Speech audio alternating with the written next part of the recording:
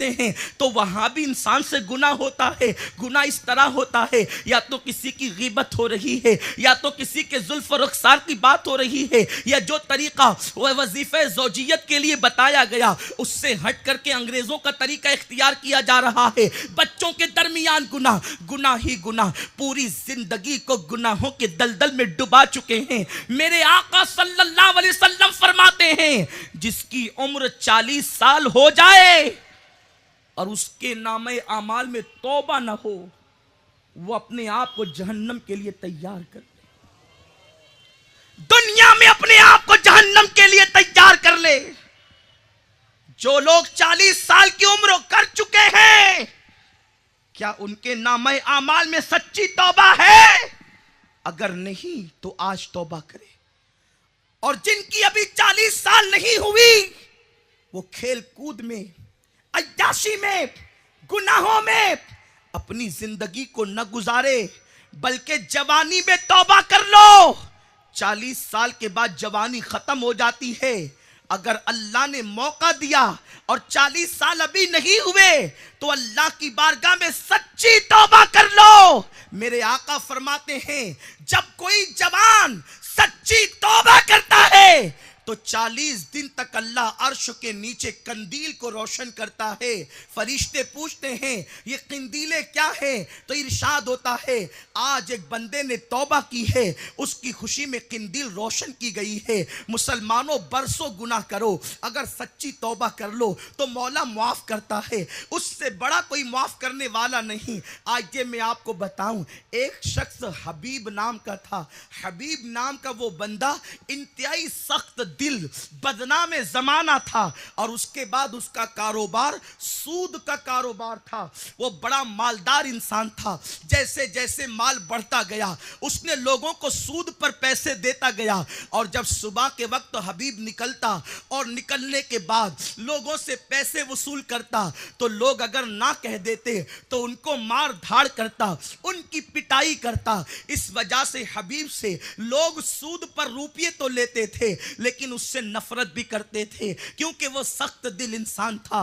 वो लोगों के दरमियान गुनहगार मशहूर था, लोगों के दरमियान बदतरीन मशहूर था। फिर क्या हुआ, एक दिन हबीब जो है वो निकला है सूद की वसूली करने के लिए, और लोगों से वसूली करते हुए वो एक मकान पर पहुंचा। अंदर से आवाज आई, मेरे शौहर घर के अंदर मौजूद नहीं है। तो हबीब ने चिल्ला कर कहा, तेरा शौहर हो या ना हो, मैं तो मेरा सूद वसूल करके ले जाऊंगा। ये सूद क्या है मुसलमानों? इसे हम अपनी जबान में ब्याज कहते हैं। आकाए करीम सल्लल्लाहु अलैहि वसल्लम फरमाते हैं, जिसने एक लुकमा सूद का खाया, गोया कि उसने अपनी मां के साथ 36 मर्तबा जिना किया। अगर किसी की मां को गाली दी जाए, उसकी आंखों में खून उतर आता है। लेकिन आज का मुसलमान मालदार बनने के लिए सूद का कारोबार कर रहा। सूद लेना जितना बदतरीन जुर्म है, सूद देना भी उतना ही बड़ा जुर्म है। सूद देना भी उतना ही बड़ा गुनाह है। सूद लेने वाले पर, सूद देने वाले पर, सूद लिखने वाले पर, सूद पर गवाह बनने वाले पर अल्लाह के रसूल ने सब पर लानत फरमाई है। आज लोग इस लानत में डूबे हैं। बेटी की शादी है तो नाम नेहात की इज्जत के लिए सूद से पैसा लाते हैं और खूब धूमधाम से शादी करते हैं। अल्लाह अकबर। मुसलमानों, सूद की लानत से बचो, लेने से भी बचो, देने से भी बचो। अगर आज से पहले लिया दिया है, सच्ची तौबा कर लो, अल्लाह तौबा को कबूल करने वाला है। हबीब जब उस गरीब के मकान पर पहुंचा, और पहुंचने के बाद हबीब ने कहा, तेरा शौहर हो या ना हो मुझे कोई मतलब नहीं, मेरे सूद का वसूली तो तुझे देनी होगी। उस गरीब खातून ने कहा, हबीब मेरे घर में कुछ नहीं है, मेरे बच्चों पे रहम कर, बस बकरी के पाए बचे हुए हैं जो मेरे शौहर ने बकरी ज़िबा की थी, हमने बकरी के पाए बचा करके रखे हैं। अगर तुम कहो तो मैं तुम्हें यही उठा कर दे देती हूं, लेकिन मेरे बच्चों को फाका करना पड़ेगा। सूद वसूल करने वाले इतने सख्त दिल होते हैं, उन्हें किसी के फाके से मतलब नहीं होता, उन्हें किसी की बुराई से मतलब नहीं होता, उन्हें किसी की भलाई से मतलब नहीं होता, उन्हें किसी की नेकी बदी से मतलब नहीं होता, उन्हें किसी की खुशी और गम से कोई मतलब नहीं होता, सूद खा खा करके दिल सख्त हो जाते हैं। उसने कहा तेरे बच्चे फाके से रहे या मरे मुझे कोई मतलब नहीं, तुझे तो मेरी सूद की वसूली देनी होगी। उस गरीब खातून ने वही बकरी के पाए उठा करके दे दिए। हबीब खुशी खुशी लाया और बीवी से कहने लगा ये लो मैं सूद की वसूली में देखो बकरी के पाए लाया हूँ, ज़रा लजीज बनाना हम खाएंगे। लेकिन जब पाए तैयार होने लगे, जैसे ही पाए पकने के करीब थे, एक साइल ने सदा दी, एक साइल ने आवाज़ लगाई कोई है अल्लाह के लिए खिलाने वाला। हबीब के दरवाजे पर फ़कीर खड़ा था, खुदा जाने वो फकीर कैसा साहिब दिल था। जब हबीब के दरवाजे पर सदा लगाने वाले फकीर ने सदा लगाई तो उस हबीब ने कहा कि अगर मैं तुझे दे दूंगा बकरी के पाए तो तू तो मालदार नहीं हो जाएगा, अलबत्ता तुझे भीख देने की वजह से मैं गरीब हो जाऊंगा, चल निकल यहां से, मैं तुझे कुछ नहीं दे सकता। अल्लाह अकबर, वो फकीर तो चला गया। याद रखना दरवाजे पर हर आने वाला मांगने वाला नहीं होता, कुछ ऐसे भी होते हैं जो मांगने के लिए आते हैं मगर कुछ देकर जाते हैं। उस फकीर ने जैसे ही कदम आगे बढ़ाए, हांडी खोल करके देखा गया तो वो सारे बकरी के पाए खून का ढेर बन चुके थे। उस वक्त हबीब के दिल पर एक असर हुआ। हबीब काम से बाहर निकला, जैसे ही काम से बाहर निकला कुछ बच्चे घर के आंगन में खेल रहे थे। बच्चों ने कहा बच्चों दूर हटो, हबीब सूद खोर आ रहा है, अगर उसके कदमों की धूल हमें लग गई तो हम भी अल्लाह के अजाब में गिरफ्तार कर दिए जाएंगे।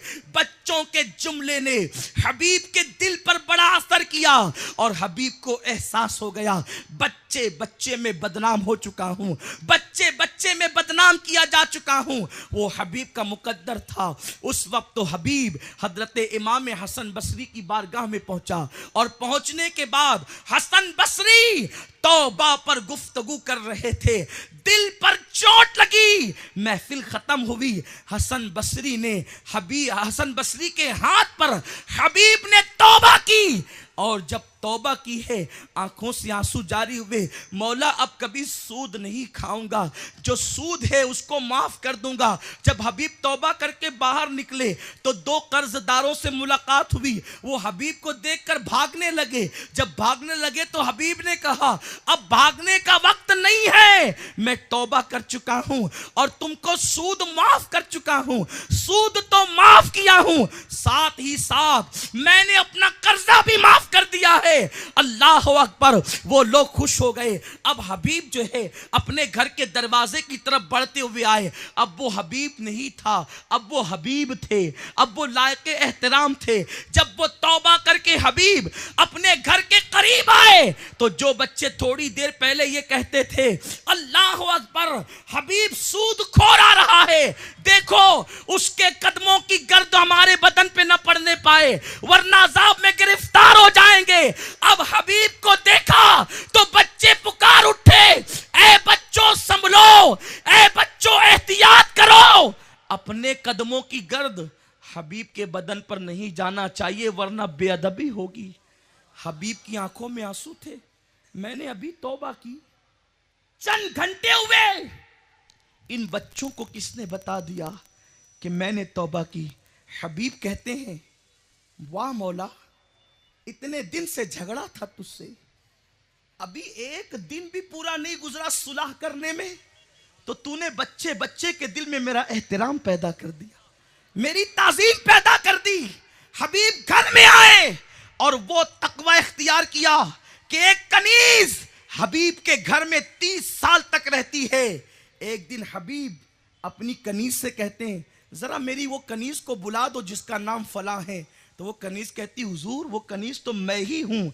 हबीब कहते हैं अल्लाह अकबर, 30 साल से तू मेरे घर में है, मैं अल्लाह की मोहब्बत में इतना डूबा हुआ था कि तेरा चेहरा देखने की फुर्सत ही नहीं मिली, 30 साल तक मैंने तेरा चेहरा नहीं देखा। वो हबीब कौन था? वो कौन हबीब है जो सूदखोर से इतने मुत्तकी बने, वली बने? वो हबीब हजरत हबीब अजमी है जो हजरत हसन बसरी के खलीफा हैं और गौसे आजम के पीर के पीर के पीर के पीर हैं, गरीब नवाज के पीरों के पीर हैं। आप गौर करें, तौबा एक सूदखोर को अगर आदमी सच्ची तौबा कर ले किस मंजिल पर पहुंचा देती है। इन्नल्लाह युहिब्बुत तव्वाबीन, तौबा करने वाला अल्लाह का महबूब बन जाता है। मगर हमारी जिंदगी में गुनाह तो है, हमारी जिंदगी में बुराइयां तो है, हमारी जिंदगी में नफसानी ख्वाहिशात तो है। हम तौबा कब करेंगे? हम तौबा को टाल रहे हैं। आज नहीं कल, कल नहीं परसों, जुमा को शनिचर को। मुसलमानों, कल किसी की जिंदगी में नहीं आता। आज तौबा करो, आज अल्लाह ने मौका दिया है, तौबा करो। लेकिन तौबा तो हमेशा करते हैं। तौबा है क्या? तौबा आंखों से निकलने वाले आंसू की तरह है। जैसे आंख से आंसू निकलता है और फिर उसी रास्ते से दोबारा आंख में नहीं जाता, उसी तरह तौबा करने वाला जब गुनाह से निकलता है तो दोबारा गुनाह की तरफ नहीं जाता। इंटरनेट पर बैठकर रात के 3-3 बजे तक गंदी फिल्म देखने वाले मेरी कौम के जवानों, औरतों को पार्कों में ले जाकर उनकी इस्मत का सौदा करने वाले मेरे भाइयों, किसी का माल कसब करने वाली मेरी कौम के जवानों, आओ एक हदीस पाक पेश करूं। हो सकता है कि किसी के दिल पर यह अल्फाज जाकर लग जाए और किसी की जिंदगी संवर जाए।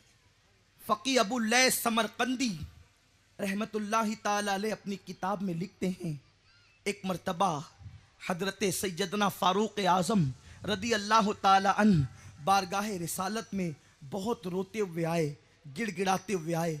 दिल के कानों से इस गुफ्तगू को सुन ले। हो सकता है कि किसी के दिल पर बात लगे तो मेरा यहाँ आना कबूल हो जाए। बहुत तवज्जो आपकी चाहूँगा, अंदर वाले बाहर वाले जो जहाँ से है वो इस हदीस मुबारक को सुने। मैं हदीस पाक का मफ़हूम पेश कर रहा हूँ। मेरे प्यारे आका अलैहिस्सलाम के प्यारे दीवानों, जिस वक्त तो सैयदना फारूक आज़म रोते गिड़गिड़ाते आहोजारी करते बारगाह रिसालत में पहुँचे, मेरे आका ने पूछा, उमर इस तरह बेचैनी के साथ, इस तरह बेकरारी के साथ आखिर आने की वजह क्या है? फारूक आज़म कहते हैं, या रसूल अल्लाह, आज आपकी चौखट पर एक नौजवान को मैंने रोता देखा। उसको रोने का असर मुझ पर यह हो गया कि मेरी आंखों में आंसू जारी हो गए। आका ने फरमाया, उमर जरा उस नौजवान को बुलाओ तो सही, उस नौजवान को अंदर तो बुलाओ। वो नौजवान अंदर आया। आने के बाद वो सर पे खाक डाल रहा था, वो रो रहा था, वो अपने गिरेबान को चाक कर रहा था। आका ने फरमाया, ए जवान, ये तू गिरेबान जो चाक कर रहा है, ये जो तू सर पे खाक डाल रहा है, वजह क्या है? वो नौजवान कहता है, या रसूल अल्लाह, मैं तो हलाक हो गया, मैं तो तबाह हो गया, मैं तो बर्बाद हो गया। आका ने फरमाया, क्या हुआ? उस नौजवान ने कहा, या रसूल अल्लाह, मैंने बहुत बड़ा जुर्म किया है, मैंने बहुत बड़ा गुनाह किया है, मैं तो तबाह हो गया। आका, मेरे आका ने फरमाया, क्या तूने शिर्क कर लिया? अर्ज किया, नहीं या रसूल अल्लाह, मैंने शिर्क नहीं किया है। आका फरमाते, फिर क्या तूने जमीन से बड़ा गुनाह किया?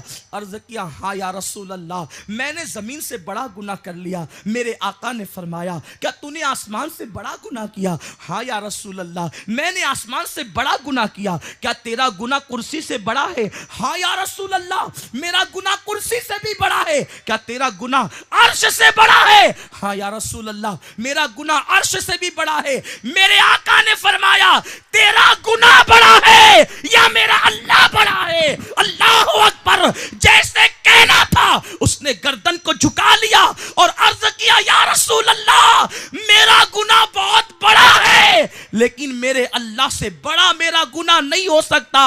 अल्लाह ही बड़ा है, अल्लाह ही बड़ा है, अल्लाह ही बड़ा है। जब उसने ये नारा लगाया तो आका ने फरमाया, बड़े गुनाह को बड़ा रब ही माफ करता है, अजीम गुनाह को अजीम खुदा माफ करता है। अल्लाह बड़ा है तो वो तेरे गुनाह को जरूर माफ करेगा।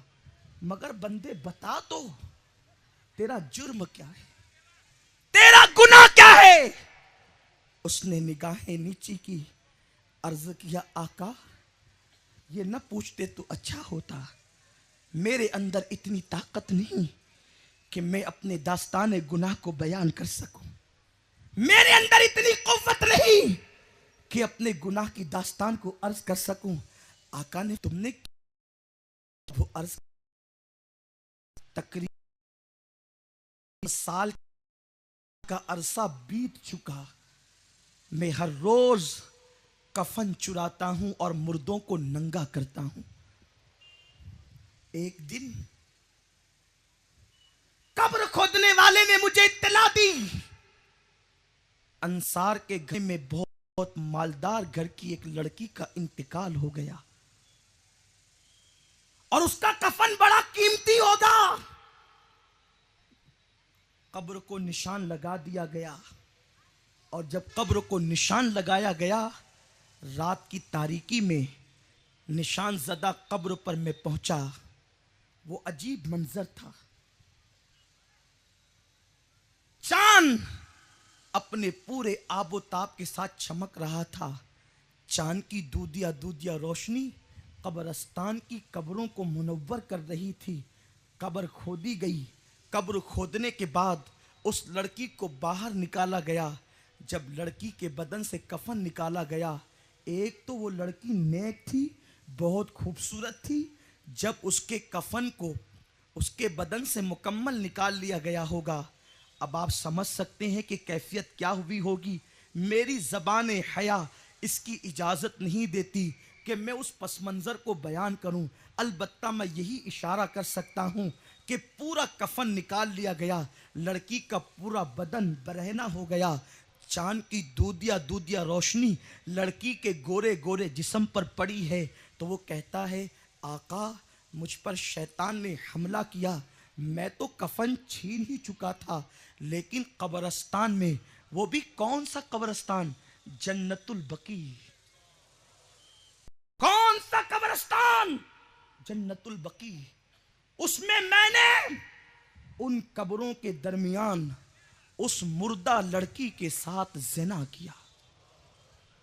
जब मैं उस लड़की के साथ ज़िना से फारिग हुआ, जब मैंने ज़िना कर लिया तो मैंने देखा वो लड़की जिंदा हो गई और उसने रो कर कहा, अल्लाह तुझे गारत करे, अल्लाह तुझे कभी माफ न करे, अल्लाह तुझे हलाक करे। तूने मुझे मुर्दों के दरमियान गंदा कर दिया, तूने मुझे मुर्दों के दरमियान गंदा कर दिया, तूने मेरी आबरू ले ली। मैं इनके दरमियान कैसे रहूंगी कयामत तक। तूने मुझे नापाक किया है मुर्दों के दरमियान। आका मैं कफन छोड़ करके भागा, लेकिन अब मेरी कैफियत यह है कि जब मैं तन्हाई में होता हूं, उस लड़की के जुमले मेरी कानों से टकराते हैं, उसकी बद्दुआ मेरे कानों में आती है। आका अब मेरी बिस्तर की नींद उड़ गई है, मैं खाना नहीं खा सकता, मेरी बेचैनी को आप करम फरमाए। आका तन्हाई में उसकी सदाए बाज़गश्त मुझे बेचैन करती है, न दिन को चैन है न रात को चैन है। आका ने जैसे ही सुना, कहते हैं जितना बड़ा आलिम होता है वो उतना बड़ा अल्लाह से डरने वाला होता है। पूरी दुनिया में, पूरी कायनात में, अर्श से फर्श तक रसूलुल्लाह से कोई बड़ा आलिम हो नहीं सकता। इसलिए अल्लाह के रसूल से ज्यादा अल्लाह से डरने वाला कोई मौजूद नहीं है। हुजूर सबसे ज्यादा अल्लाह से डरते हैं। आका ने सुना, आका फरमाते, अल्लाह मैं इसके अमल से बरी हूं, इसके अमल से बेजार हूं। और आका फरमाते, नौजवान जल्दी यहां से निकल, जल्दी खसक, मुझे डर लग रहा है कहीं तेरी वजह से अल्लाह आग का अजाब नाजिल न कर दे, आग ना बरस पड़े, जल्दी यहां से खसक। वो चला तो गया, जब वो निकला है जंगल में गया, एक दिन से अल्लाह के खौफ की वजह से मुझे जो है वो बाहर कर दिया है, अब कहाँ जाऊं। तो एक दिन जब 40 दिन बीत गए, वो बंदा कहता है, क्या कहता है, तू मसजूद है मैं साजिद हूं, मेरे करीम तू माबूद है मैं अब्द हूं।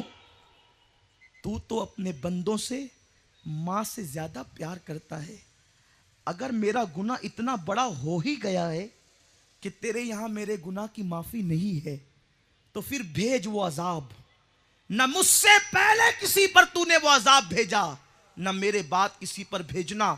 जला दे आग भेज कर मुझे, और मेरी खाक उड़ती रहे जहान में।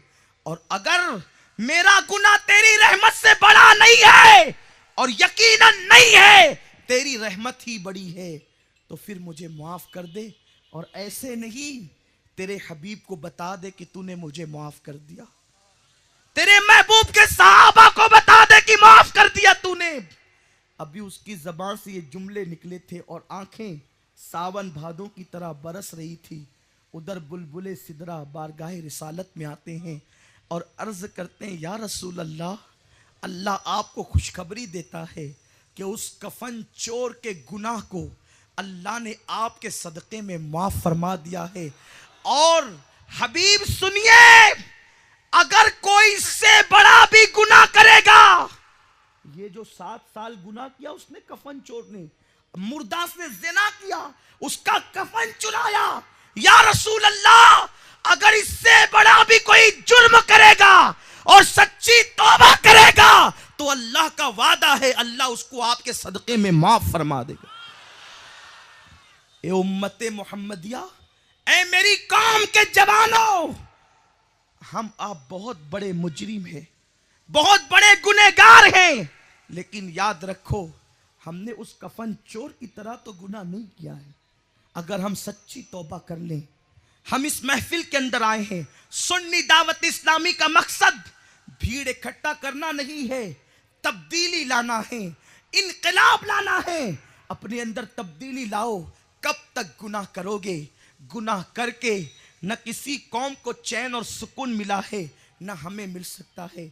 आप अभी तशरीफ रखें, अजान हो रही है, यहाँ भी अजान होगी। हमारे अब्दुल रज़ाक भाई निगरान साहब का हुक्म है कि हम 5 से 10 मिनट जमात लेट करेंगे और मैं आपके सामने थोड़ी सी गुफ्तगू और करूँगा। फिर इंशाअल्लाह यहाँ जमात के साथ नमाज होगी। आप बहुत तवज्जो से सुने। मेरे प्यारे आका सल्लल्लाहु अलैहि वसल्लम के प्यारे दीवानों, हमने कितना बड़ा भी जुर्म किया हो, अगर हम तौबा कर लें, अपनी ज़िंदगी के अंदर तब्दीली ले आए, कब तक गुनाह होंगे?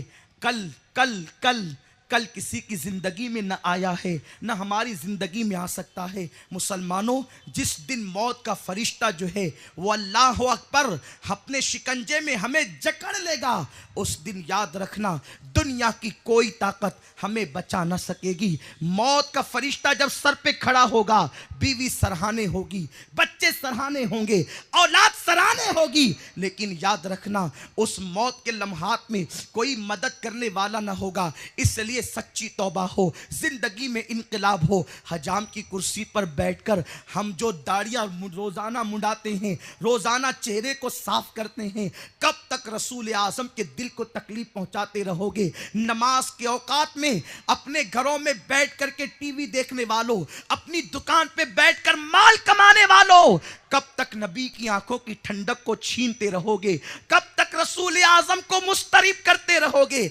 अरे दुनिया ने मेरे आका पर पत्थर बरसाए हैं, तुम नबी को कफन में दुख दे रहे हो, तुम नबी को कफन में दुख पहुंचा रहे हो। आज लोग कहते हैं आखिर हमारी कौम जल क्यों रही है, हमारी कौम मिट क्यों रही है, हमारी कौम तबाह क्यों हो रही है? सीरिया की सरजमीन पर वो कटते हुए लाशें आज फिर एक करबला का माहौल बता रहे हैं। तुम्हें पता है, इंटरनेट पर गंदी तस्वीर देखने वालों, तुम्हें सीरिया की खबरें देखने का मौका नहीं, और देखते हो तो देखकर जो है वो हंसी खेल करते हुए गुजर जाते हो। वो मुस्लिम नौजवानों की लाशें, उनको कफन के लिए कपड़े तक मुयस्सर नहीं, उनको कब्र की जमीन तक मुयस्सर नहीं, बल्कि जनाजों में बम धमाके मुस्लिम कहलाने वाले कर रहे हैं। ये हालात क्यों है?